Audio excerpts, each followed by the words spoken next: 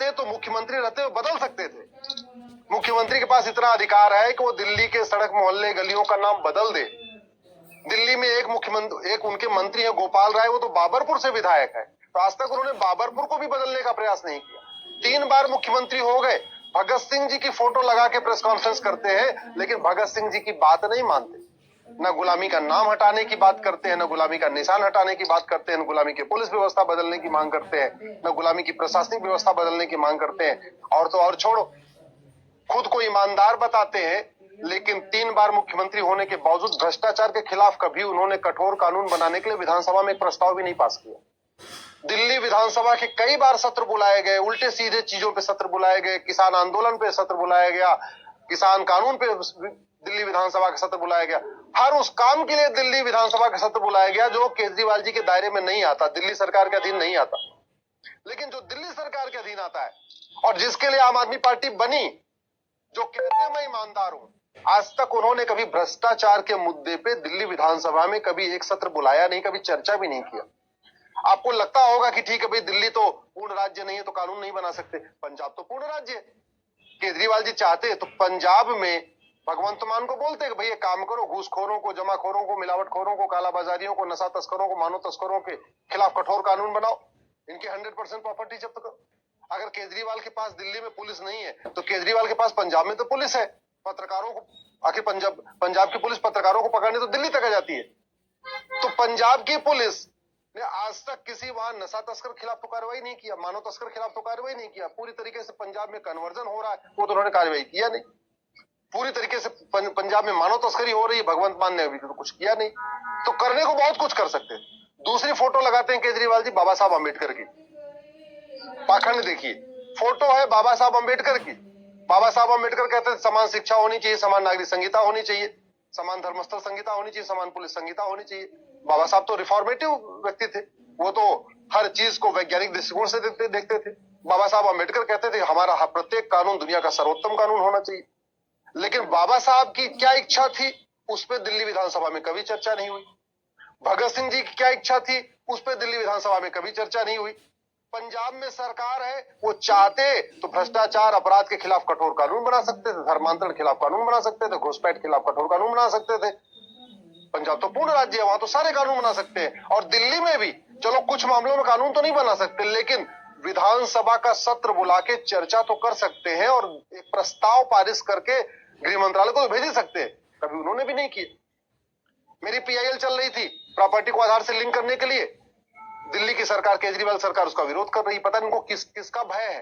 मुझे तो लगता है कि बहुत बेनामी प्रॉपर्टी इकट्ठा कर लिया पिछले 3 बार की सरकार में, इसलिए केजरीवाल जी की सरकार प्रॉपर्टी को आधार से लिंक करने वाली जो मेरी पीआईएल उसका विरोध कर रही है। मैंने कहा कैशलेस दिल्ली को कैशलेस बनाइए, वो कैशलेस भी नहीं होने दे रहे। इसका मतलब उनको हवाला के जरिए जो फंडिंग वो पसंद है, वो चाहते हैं कि कैश का व्यापार चलता रहे, काला धन चलता रहे। अगर वास्तव में वो ईमानदार है तो दिल्ली को कैशलेस बना देते। भाई बिजली का बिल होगा 100% कैशलेस होगा, डिजिटल ट्रांजेक्शन करना पड़ेगा। जितने भी दिल्ली के सरकारी काम है, चाहे बिजली का बिल, चाहे पानी का बिल, चाहे नगर निगम का बिल, जितने भी कारोबार है, सबको केजरीवाल जी कैशलेस कर सकते हैं। इतनी शक्ति है उनके पास मुख्यमंत्री के नाते। पंजाब में भी वो चाहते ये कर सकते हैं।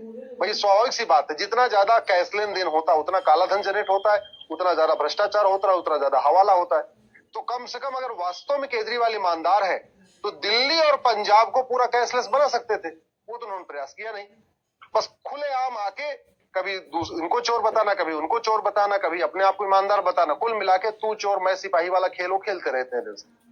केजरीवाल जी इतने दिन से केवल आरोप प्रत्यारोप करते रहे मीडिया के सामने आके।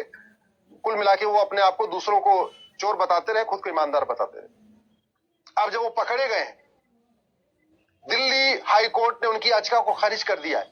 अभी भी कुछ एक आम आदमी पार्टी के समर्थक उनको ईमानदार बता रहे हैं। केजरीवाल जी वास्तव में अगर ईमानदार है ना, तो उनको मीडिया के सामने अपना नार्को टेस्ट कराना चाहिए, पॉलीग्राफ टेस्ट कराना चाहिए, ब्रेन मैपिंग कराना चाहिए। वास्तव में अगर ईमानदार है तो उनको कोर्ट में एप्लीकेशन देना चाहिए कि एक काम करो भैया, हमने कोई भ्रष्टाचार नहीं किया है, ये जितनी बात है ये सब झूठ है। हालांकि वो नहीं हो सकता है, ऑलरेडी उनको डिस्ट्रिक्ट कोर्ट से खारिज हो चुकी है, हाई कोर्ट से खारिज हो चुकी है और सुप्रीम कोर्ट से भी खारिज होगी। लेकिन फिर भी अगर उनको लगता है कि उनको विश्वास जीतना है जनता का, तो जनता का विश्वास जीतने का एक ही तरीका है, अपना नार्को टेस्ट कराइए, लाइव होने दीजिए। लाइव जैसे लाइव प्रसारण होता रहेगा। आप अपना पॉलीग्राफ टेस्ट कराइए, लाइव उसका प्रसारण होने दीजिए। आप ब्रेन मैपिंग कराइए, लाइव प्रसारण होने दीजिए, जनता को पता चल जाएगा। तो अपना narco test polygraph brain mapping में नहीं कराते। जो बाबा साहब अम्बेडकर कहते थे उसको भी नहीं मानते, जो भगत सिंह जी कहते थे उसको भी नहीं मानते। अब लेकिन वो कहते नहीं है हम जो बोले वो सही, बाकी सब बेकार। डिस्ट्रिक्ट कोर्ट भी गलत, हाई कोर्ट भी गलत, इलेक्शन कमीशन भी गलत, सारे संस्थान गलत, केवल केजरीवाल जो कहे वही सही। ये तो पाखंड चल रहा है। मैं आशा करता हूं कि अब आने वाले टाइम में जो उनका पाखंड है इससे आम जनता समझ जाएगी। स्वाभाविक सी बात है, दिल्ली में कुछ लोग उनको वोट करते हैं फ्री बिजली के लिए, फ्री पानी के लिए, और वो आगे भी वोट करेंगे। कुछ लोग मुफ्त में राशन के लिए वोट करते हैं, वो करेंगे। लेकिन आम जनता को समझने की जरूरत है कि इस तरीके का जो झूठ का पाखंड है, जो सफेद झूठ बोली जा रही है, ये ठीक नहीं है। न दिल्ली के हित में है, न देश के हित में है। और सजा उनको कितनी मिलेगी ये तो कोर्ट तय करेगा, लेकिन मुझे पूरा विश्वास है अब इस मामले में उनको कठोर दंड मिलेगा। और एक बात और, अभी तो जांच केवल काले धन की हो रही है। मेरा व्यक्तिगत मानना है अब जांच खालिस्तान से नेक्सस का भी होना चाहिए। आखिर केजरीवाल और आम आदमी पार्टी के नेता खालिस्तानियों के खिलाफ क्यों नहीं बोलते? आज तक कभी केजरीवाल ने खुलेआम क्यों नहीं कहा कि वो खालिस्तान के खिलाफ है? इस बात की भी एनआईए से जांच होनी चाहिए कि खालिस्तान और केजरीवाल के बीच में क्या नेक्सस है। जब खालिस्तान के नेताओं ने बोला कि हमने फंडिंग दिया है, उसके बावजूद केजरीवाल ने नहीं कहा कि हाँ हमने फंडिंग नहीं लिया है, तो इसकी गंभीरता के साथ जांच होनी चाहिए। और मुझे पूरा विश्वास है जिस दिन ये खालिस्तान और आम आदमी पार्टी के नेक्सस की एनआईए से जांच होगी, सीबीआई से जांच होगी, इसमें बहुत बड़े खुलासे होंगे। मैं 2014 में मैं कहता था अरविंद केजरीवाल भ्रष्टाचार थे, कोई मानता नहीं था, मैंने पार्टी छोड़ दी। कुमार विश्वास ने कुछ आवाज उठाया, वो भी पार्टी से बाहर। जिन जिन लोगों ने केजरीवाल के खिलाफ आवाज उठाई वो सारे बाहर। सबको लगता था नहीं केजरीवाल ईमानदार है, हम लोग झूठ बोल रहे हैं। हमने 2014 में कहा था इनका अलगाववादियों के साथ इनका नेक्सस है, गलत फंडिंग लेते हैं, काले धन की फंडिंग लेते हैं। 10 साल के बाद 2024 में कोर्ट ने भी माना जो बात मैंने 2014 में कहा था कि ब्लैक मनी से फंडिंग होती है, हवाला से फंडिंग होती है। 2024 में उसको कोर्ट ने माना, हमें तो इतनी खुशी है। लेकिन आप लोगों से आप निवेदन करता हूं, इस बात को समझिए, पाखंड को समझिए, पाखंडियों को पहचानिए और इनको एक्सपोज करिए। भारत को हमें बचाना है तो पाखंडी नेताओं को हर हालत में एक्सपोज करना ही होगा। केजरीवाल जी की याचिका को हाईकोर्ट ने खारिज कर दिया है। केजरीवाल जी ने अपनी दलील में वो सारी बातें दोहराई जो उन्होंने गिरफ्तारी के पहले मीडिया के सामने कहा था। कोर्ट में उन्होंने कहा कि जो उनको गिरफ्तार किया गया चुनाव के कारण, कोर्ट ने उसका भी जवाब दिया। कोर्ट में केजरीवाल जी के वकील ने कहा कि कोई सबूत नहीं है, कोर्ट ने उसका भी जवाब दिया। केजरीवाल जी के वकील जो भारत के बहुत बड़े वकील हैं, डॉक्टर अभिषेक मनु सिंघवी साहब को, उनको बहुत डिटेल में सुना और जितने उनके आर्ग्यूमेंट से सबका जवाब देते हुए हाई कोर्ट ने केजरीवाल जी की याचिका को खारिज कर दिया। अब केजरीवाल जी सुप्रीम कोर्ट आ गए। कोर्ट ने यह भी ऑब्जर्व किया कि पैसा लिया गया है, हवाला के जरिए लिया गया है और वो पैसा गोवा इलेक्शन में खर्च हुआ है। कोर्ट ने यह भी कहा कि केजरीवाल जी ने एज ए इंडिविजुअल उसमें अपना यूज नहीं किया है, बल्कि उन्होंने पार्टी अध्यक्ष होने के नाते भी अपनी पावर का उपयोग किया है। तो एक तरीके से मुख्यमंत्री होकर भी उन्होंने अपने प्रभाव का उपयोग किया है, पार्टी अध्यक्ष होने के नाते भी अपना प्रभाव का उपयोग किया है और कहीं ना कहीं इस पूरे मामले में वो मुख्य अभियुक्त है। अब मामला सुप्रीम कोर्ट में है, सुप्रीम कोर्ट में क्या होगा वो तो बात की बात है। लेकिन अभी आप ध्यान से देखिए, केजरीवाल जी जब भी प्रेस कॉन्फ्रेंस करते हैं तो उनके पीछे दो लोगों की फोटो होती है, एक भगत सिंह की फोटो होती है, एक डॉक्टर अंबेडकर की फोटो होती है। भगत सिंह जी गुलामी के नाम के खिलाफ थे, अंग्रेजों के खिलाफ थे। वो प्रत्येक जो गुलामी थी उस सबको खत्म करना चाहते थे। भगत सिंह कहते थे न गुलामी का नाम होना चाहिए भारत में, न गुलामी का निशान होना चाहिए, न भारत में गुलामी की पुलिस व्यवस्था होनी चाहिए, न गुलामी की न्यायिक व्यवस्था होनी चाहिए, न गुलामी की प्रशासनिक व्यवस्था होनी चाहिए। भगत सिंह जी कहते थे कि भारत को हम आजाद तब मानेंगे जब गुलामी का नामो निशान मिटा दिया जाएगा। उन्हीं भगत सिंह जी की फोटो के सामने केजरीवाल प्रेस कॉन्फ्रेंस करते हैं, लेकिन कभी गुलामी का नाम बदलने की मांग नहीं करते। कभी नहीं कहते कि दिल्ली में जितने बाबर, हुमायूं, तुगलक, गजनी, गोरी के नाम पे सड़क, मोहल्ले, गलियां, पार्क बने हुए, इनको बदल दिया जाए। और वो चाहते तो मुख्यमंत्री रहते हुए बदल सकते थे। मुख्यमंत्री के पास इतना अधिकार है कि वो दिल्ली के सड़क, मोहल्ले, गलियों का नाम बदल दे। दिल्ली में एक उनके मंत्री है गोपाल राय, वो तो बाबरपुर से विधायक है, तो आज तक उन्होंने बाबरपुर को भी बदलने का प्रयास नहीं किया। 3 बार मुख्यमंत्री हो गए, भगत सिंह जी की फोटो लगा के प्रेस कॉन्फ्रेंस करते हैं, लेकिन भगत सिंह जी की बात नहीं मानते।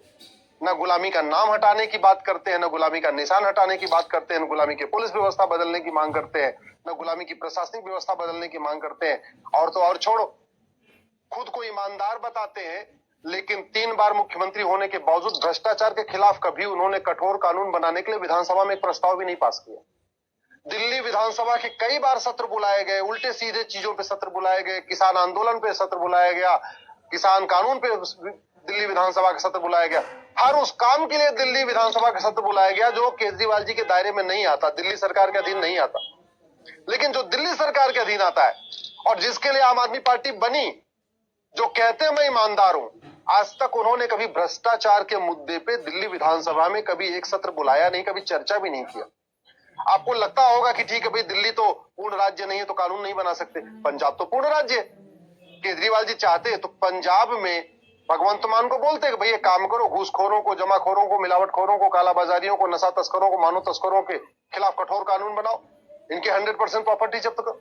अगर केजरीवाल के पास दिल्ली में पुलिस नहीं है तो केजरीवाल के पास पंजाब में तो पुलिस है।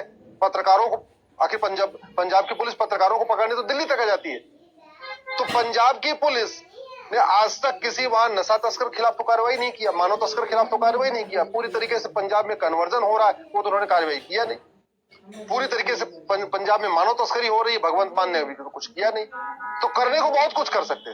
दूसरी फोटो लगाते हैं केजरीवाल जी बाबा साहब अम्बेडकर की, पाखंड देखिए, फोटो है बाबा साहब अम्बेडकर की।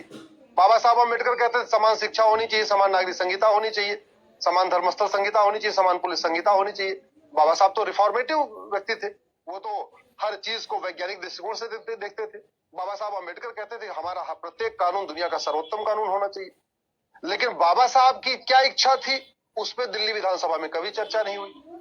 भगत सिंह जी की क्या इच्छा थी, उस पर दिल्ली विधानसभा में कभी चर्चा नहीं हुई।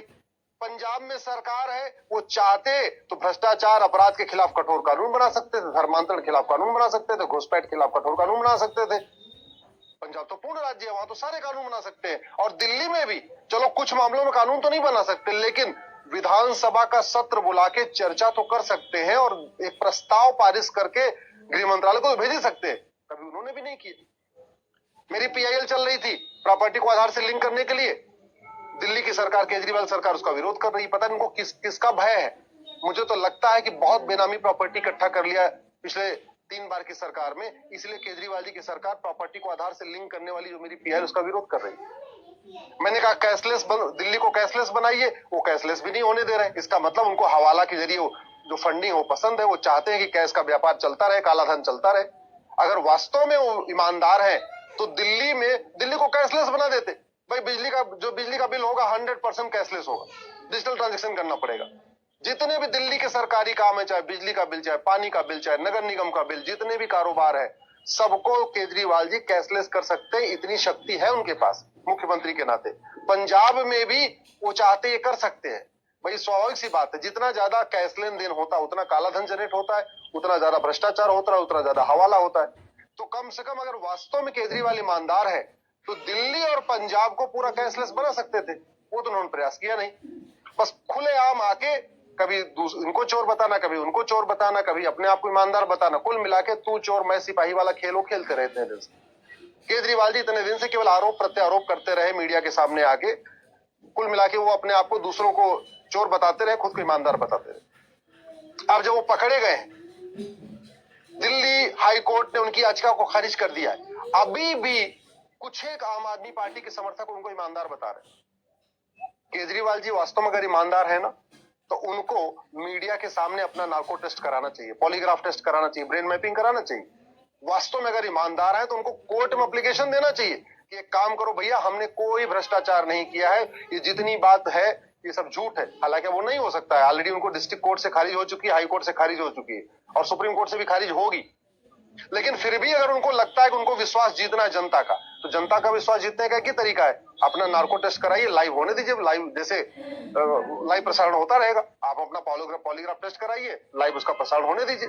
आप ब्रेन मैपिंग कराइए, लाइव प्रसारण होने दीजिए, जनता को पता चल जाएगा। तो अपना narco test, polygraph, brain mapping में नहीं कराते। जो बाबा साहब अम्बेडकर कहते थे उसको भी नहीं मानते, जो भगत सिंह जी कहते थे उसको भी नहीं मानते। अब लेकिन वो कहते नहीं, हम जो बोले वो सही, बाकी सब बेकार। डिस्ट्रिक्ट कोर्ट भी गलत, हाई कोर्ट भी गलत, इलेक्शन कमीशन भी गलत, सारे संस्थान गलत, केवल केजरीवाल जो कहे वही सही। ये तो पाखंड चल रहा है। मैं आशा करता हूं कि अब आने वाले टाइम में जो उनका पाखंड है, इससे आम जनता समझ जाएगी। स्वाभाविक सी बात है, दिल्ली में कुछ लोग उनको वोट करते हैं फ्री बिजली के लिए, फ्री पानी के लिए, और वो आगे भी वोट करेंगे। कुछ लोग मुफ्त में राशन के लिए वोट करते हैं, वो करेंगे। लेकिन आम जनता को समझने की जरूरत है कि इस तरीके का जो झूठ का पाखंड है, जो सफेद झूठ बोली जा रही है, ये ठीक नहीं है, न दिल्ली के हित में है, न देश के हित में है। और सजा उनको कितनी मिलेगी ये तो कोर्ट तय